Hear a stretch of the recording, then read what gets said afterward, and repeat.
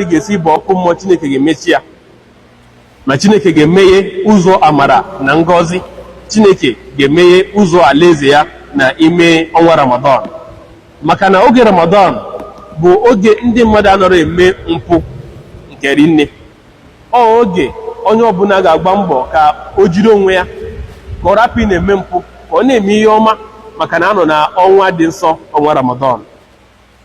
Ọnwa Ramadan site na uru ọ bara n'arụ anyị, ọ na-enyetụna ya aka n'ihe gbanyere maka arụ siri ike onye ọbụla, maka na oge anyị na-ebu ọnụ Ramadan, ime a na-eri oke erimeri, ime a na-aṅụ oke aṅụmaṅụ.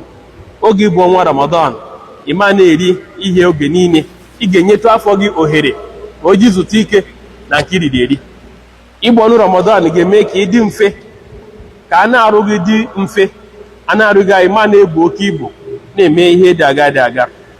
Ịgba ọnụ Ramadan bụ oge ị ga-eji nyenu nwanne gị aka, onye nwere ihe ọ ga-eri na ihe ọ ga-aṅụ, inyetụnụ ya aka, mee ka onye ahụ nweta ihe ọ ga-eri, nwetakwa ihe ọ ga-aṅụ. Ụmụnne m ndị nke Chineke,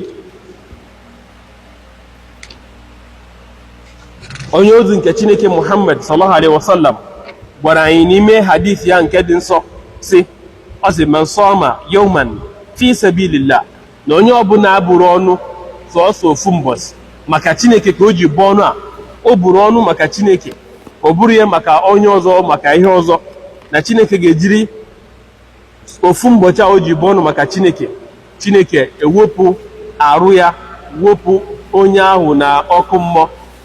Njem ị ga-aga na ebe Chineke ga-edobe onye ahụ na ebe ọkụ mmụọ ga-adị bụ njem ị ga-aga ihe dịka afọ 70. Ya bụ ịbụ ọnụ ofu mbọsị ga-eme ka Chineke wepụ gị na ọkụ mmụọ, ime anọ nso n'ebe ọkụ mmụọ nọ. Njem a ga-aga afọ 70 ka ị ga-anọ, ọ bụ na iburu ofu mbọsị ọnụ maka Chineke. Ụzọ niile asị mmadụ ga-esi bụ ọkụ mmụọ Chineke ga-emesi